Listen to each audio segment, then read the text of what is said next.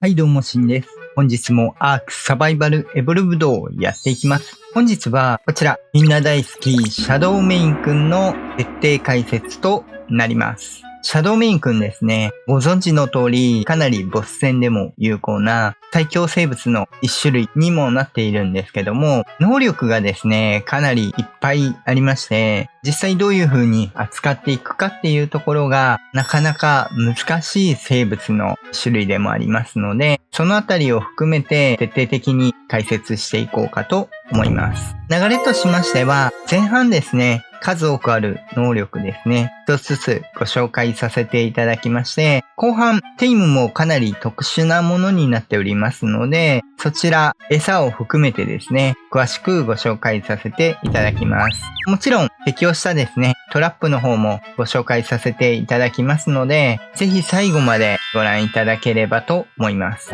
余談なんですけど、シャドウメインくんですね、見ていただいた通り、オスとメスで、見た目が違います。アーク界でも割と珍しいものになりまして、他には、例えばこちら羊くんですね。オスとメス、角あるなしですね。あとはこちらメガロケロスくん。これも角あるなしになってるんですが、シャドウメインくんもですね、こっちがメスです。こっちがオスです。たてがみというのか、反水生生物でもあるので、ちょっとヒレ的な部分にもなっているところはあるんですが、たてがみの雰囲気が違います。特にこの部分ですね、背びれというのか、何というのかっていうところですが、耳っぽいところ以外にもですね、もう一層たてがみがあっての、この背びれ的な縦のやつが追加であると。あとこの部分ですね、お尻の方もヒレがね、出てるので、結構見た目、テイムするときとか、オス、メス、見てですね、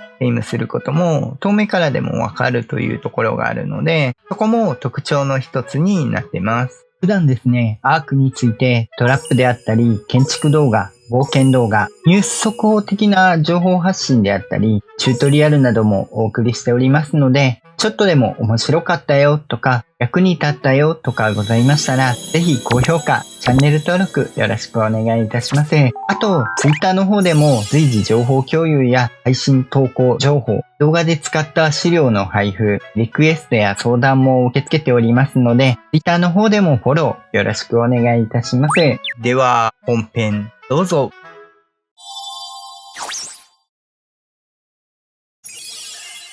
ではですね、能力についてになるんですが、基礎性能のお話からさせていただきます。まず、生物、このようにステータスがあるんですけども、こちらはレベルがいろいろ振られた状態になりまして、基礎値っていうものがあります。簡単に言うと、レベル1の数値ですね。これに関して、シャドウメインくんが、こちら、詳しい能力とかに関してはですね、以前チュートリアル編、ステータス編でご紹介させていただいておりますので、そちらご覧いただければと思うんですが、まず見どころとしては、こちら、体力、基礎値で825ありますんで、シャドウメインのような中型タイプに関してはトップクラスになっております。あと、シャドウメインですね。見ていただいた通り、反水生生物になってますので、酸素は無限となっております。遊泳速度もかなり速くて、水陸両用でご利用いただけるものになってます。割と重量も高めになってますんで、主にボス戦とか行く時もですね、いろいろ荷物持ったりとかあるので、結構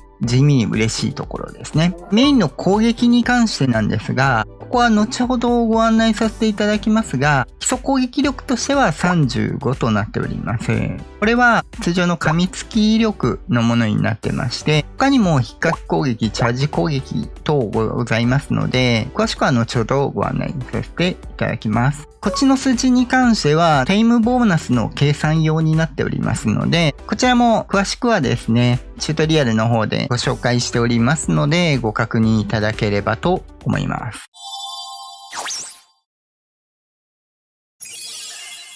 続いてですね、基本的な攻撃についてご紹介していこうかと思います。まず攻撃についてなんですが、移動しながらの攻撃はこのように噛みつきになります。立ち止まっているとこのように爪の攻撃ですね。4種類ありまして、左、右、左、右、っていう感じで、このように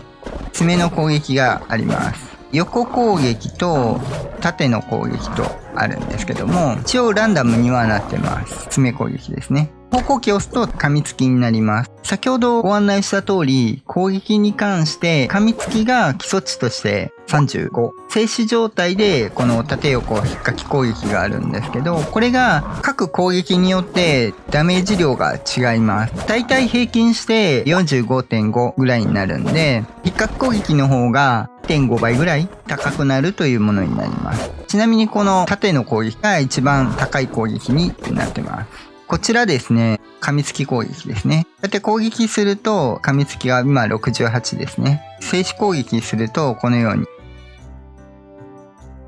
ダメージが変わってきます。下のゲージのところですね、今点滅してると思うんですが、各攻撃すると、このように溜まります。もちろん時間が空くと減少していきます。ゲージが溜まるとこのように目と尻尾の先、あと爪のところがこのようにエレメントの光を放ちます。これでチャージできている状態になるんですけど、これが入るとこのようにため攻撃ができます。また攻撃して貯めるっていう感じですね。このように点滅しまして、チャージ攻撃ができるというものになります。通常のだいたい4倍ぐらいのダメージを与えれるということになります。プラスデバフの付与がありまして、オスなら移動速度 50% ダウン、メスだと攻撃力ダウンがあるようです。あと微妙にダメージを1ずつ与えるっていうのもあるようなんですけど、メスの場合ですね。オスは単純にこういうエフェクトがつきまして、移動速度が 50% ダウンさせるというものになってます。ちなみにこのチャージ攻撃でとどめを刺すと即座にゲージが溜まって続けて使えるというものになります。ちなみにこのチャージ攻撃、水中でも使えます。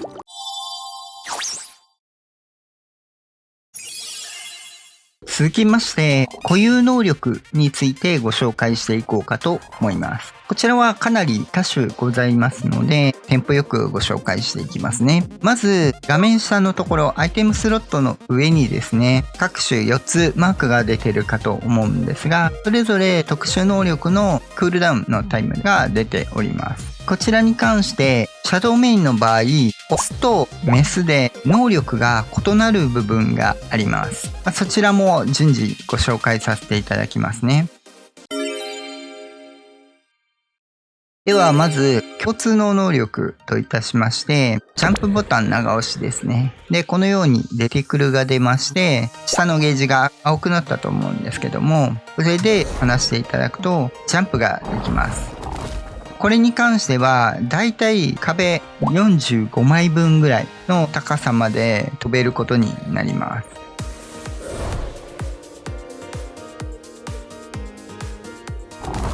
このように飛べる状態ですね。ここ一回降りたとしてもこんな感じで崖を登れるので、かなりの走破力がつくことになります。ただしですね、ここに関してなんですが、一応落下ダメージに関しても耐性を持つんですけども、もちろん時間が経つとこの耐性なくなります。何が言いたいかっていうと、こういう風に高いところですねからハイジャンプしてしまった場合ですね、これぐらいだったらまあ大丈夫なんですけど、山の上とかから飛び降りた場合に関しては落下ダメージ食らう場合があります。死ぬまではいかないと思うんですけど、体力全開である場合はですね、そこだけご注意いただければと思います。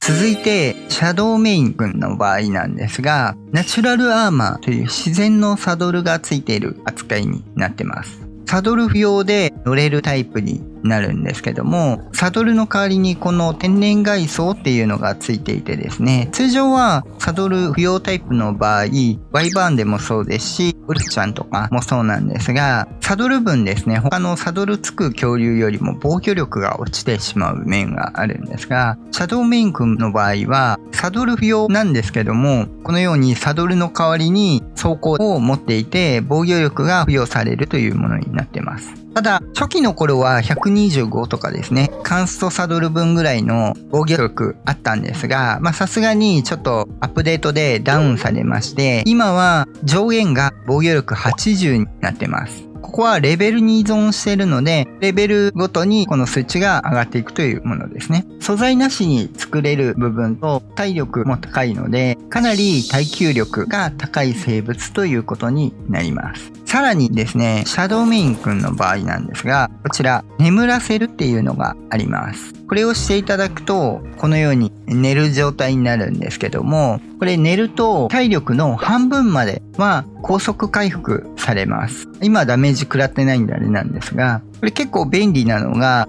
例えば洞窟攻略をしている場合ですね、要所要所で敵がいっぱい出てきたりっていうのがあるので、割と長距離とかですね、大きい洞窟とかですと自利品になる場合あるんですけども、そういった場合でもこういった形で安全なところですね、一掃したところとかで寝ると半分まで回復するので、結構洞窟攻略とかに便利ですね。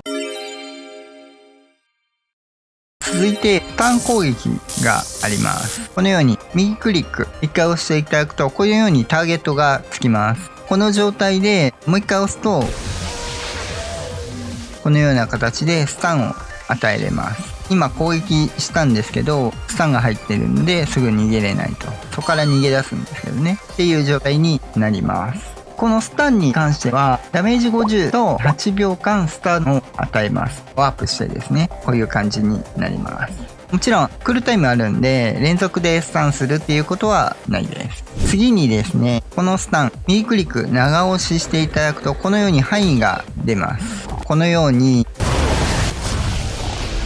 範囲攻撃でちょっと見にくいんですけど、スタンを与えることができます。一定範囲内ですね。最大7匹までこのスタン与えることができまして、クールタイムが15秒。ただし、15秒からターゲットごとに関して、プラス2秒クールタイムが入ります。最大7匹与えた場合は、29秒クールタイムが発生するということになります。ちなみになんですが、この範囲最大7匹なんですが、初期は15匹あったんですが、今現在はダウングレードされて最大7匹になってます。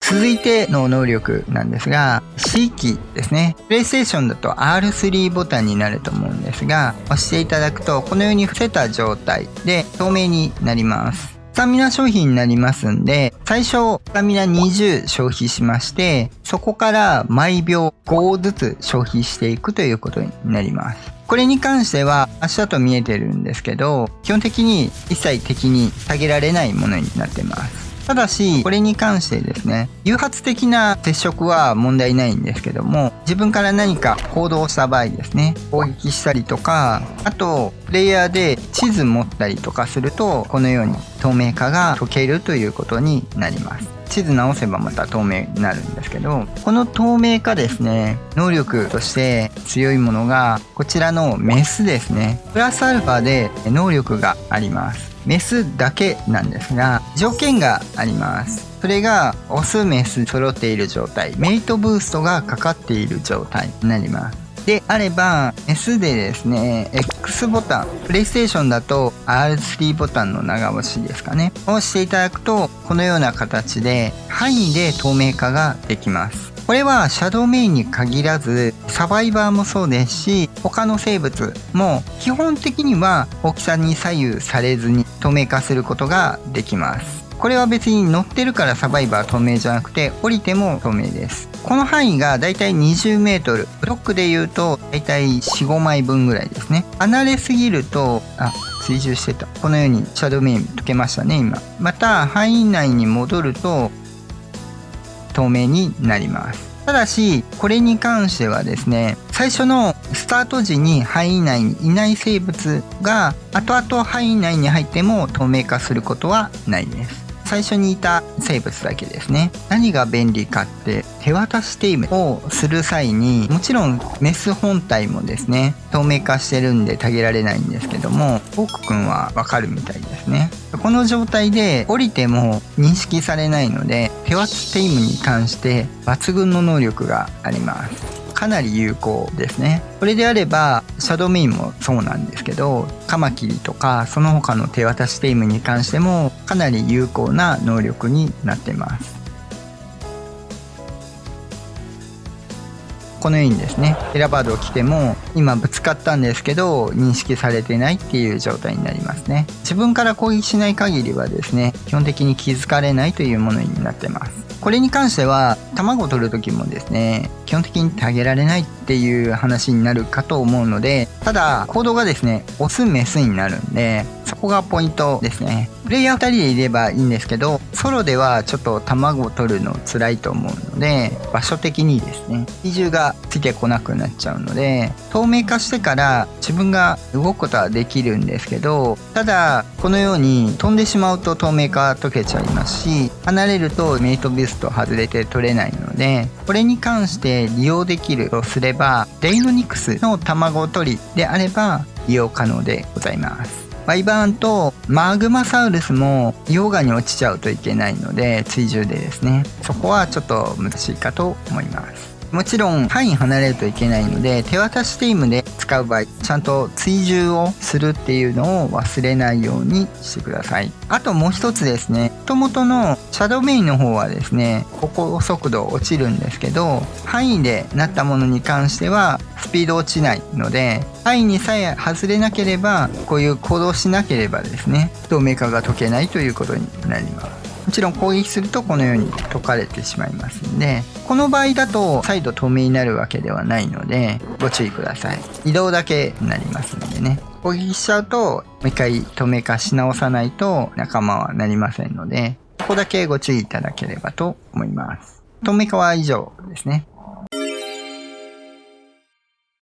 続いて能力としてなんですが、反射デバフをつけることができます。ソーンメイルのドッという能力がありまして、例えばこうして、攻撃を食らうとこのようにピンクというか紫というかもやが出ます。この場合どうなるかっていうと、効果時間が1回につき7秒、最大5スタックします。効果が2つあります。1つ目は毎秒10ごとのダメージが入ります。2つ目に関しては、攻撃によって与えられるダメージ、敵から受けるダメージがスタックごとに 15% 減少させます。このデバフはボスやタイタンにも有効になりまして、一番大きいのはドードーレックスやドラゴンのブレスですね。ファイヤーブレスに関して割合ダメージになってるんですが、その割合ダメージも減少します。なのでかなり防御力として強くなるというものになります。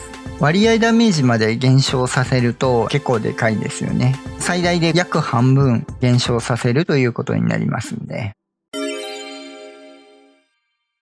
まだまだあります。次にですね、バフ効果になるんですけども、こちらに関しては2つあります。まずは群れのリーダーっていうもので、このように2匹以上群れでいる場合のバフ効果になります。これに関しては別にメイトの必要はなくて、オス同士でも2匹以上であれば可能です。条件は2匹以上で、その中で最もレベルの高いオスがリーダーになります。これリーダーになるのはオスのみになりますのでご注意ください。2匹以上といってもメス2匹ではダメなので、メスいてもいなくてもいいんですが、オスは必要になります。効果としては攻撃力が 50% 増、被ダメージが 25% 減ということになります。次にこれがオスの固有能力になるんですが、方向バフというものがあります。これはさっきと一緒でメイトが必要になります。メイトブーストがかかっている状態で使うことになります。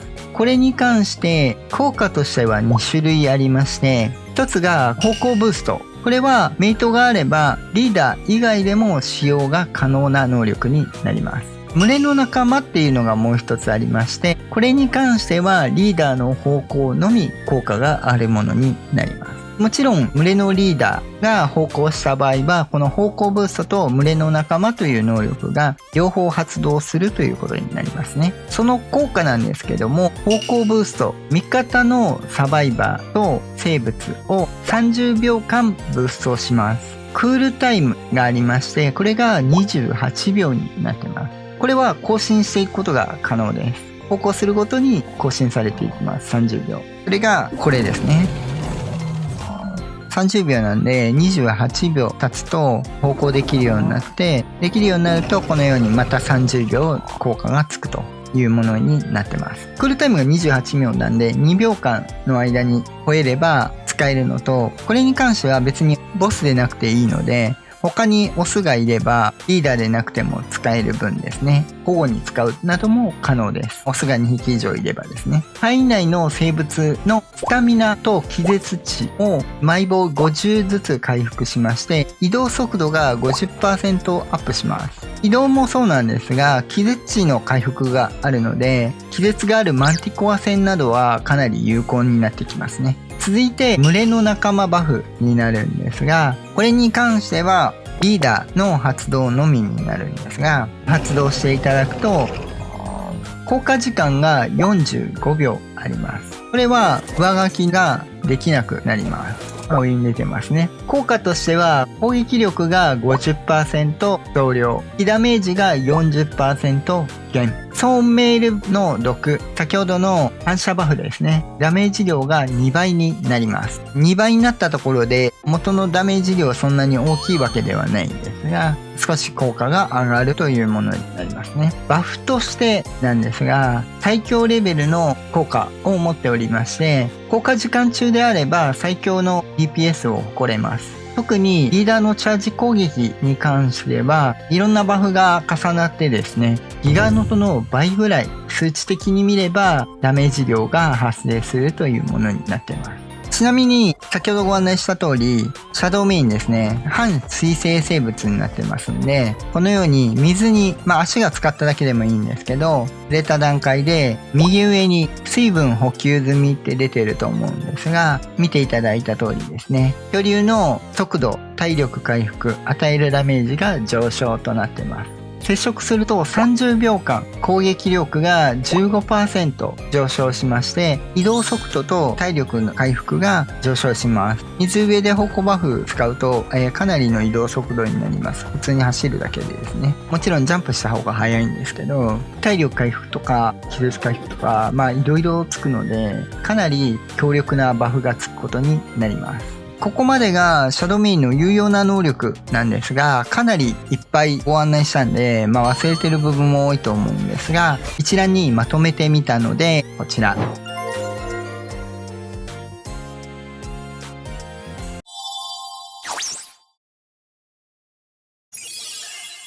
能力としてですね、今までの出てきた生物ですね、まとめたような能力になってますんで、かなり最強クラスではあるんですけども、ただ、シャドウメインだけいればいいかっていうと、そうではなくてですね、弱点というか、欠点ですね、があります。それがこちらですね。端的に言うと、ノックバックに弱いです。ノックバックされると、この静止攻撃が出せないんですね。近寄りながらになるんで、どうしても噛みつき攻撃になるんですが、先ほどご案内した通り、噛みつき攻撃より、この引っかきの方が強いんで、極力この引っかきで攻撃がしたいというところになるんですが、ノックバックされると、やはり近寄らないといけないので、噛みつき攻撃になっちゃうっていうところはあります。次に攻撃範囲ですね。中型なんで仕方ないんですが、大型恐竜ほど攻撃範囲がないので、そこも一応欠点というところになりますね。大量の敵にまとめて攻撃するっていうことは結構難しかったりします。3つ目が、ここは肉食なんでっていうところはあるんですけど、血気回復ができない。何かっていうと、草食であれば、ベジタブルケーキ食べてですね、自動回復するんですね。勝手に食べて。あと、前回お伝えしたデスモダスであれば、血液パックですね。勝手に食べて体力回復するんですが、シャドウメインの場合は、普通の肉食になってくるので、基本的には草食の食べて回復っていうのがないと。先のバフのように体力回復上昇とかはありますけどね、水バフとか。ボス戦ではあんまり水バフですね、利用できるところが少なかったりはするので、弱点というところになります。これはレックスとかもそうなんでいいんですけども、ちなみに普通の肉食恐竜よりは先ほどのダメージ減少がソーンメイルの毒があるので、他の肉食よりは強いです。割合ダメージとかですね。これもサイズ的に仕方ないといえば仕方ないんですが、気上貫通であったり、気上解除ですね。などに弱いです。サイズ的にどうしてもプレイヤーの位置がここになるので、当たりやすいっていうところがありますね。地上解除に関しては、シャドウメインの場合ですね、背中の上じゃなくて、この飛び降りるタイプなんですね。X みたいに上に乗っかるとかじゃないんで、解除されてすぐ乗るっていうのができないので、この飛び降りの場合の機上解除はかなり面倒なことになります。以上がシャドウメインの能力になります。ちなみにシャドウメイン、机上攻撃もできますんで、ボス戦ですね。ポンプショットガンなどを撃ってこうしているときは攻撃するってそのまま乗ったままできるんで、これもボス戦には有効なものになりますね。以上です。